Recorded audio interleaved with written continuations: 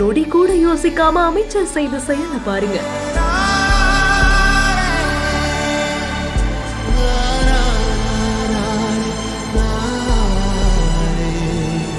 மேடையிலேயே நெகிழ செய்த காட்சிகள்.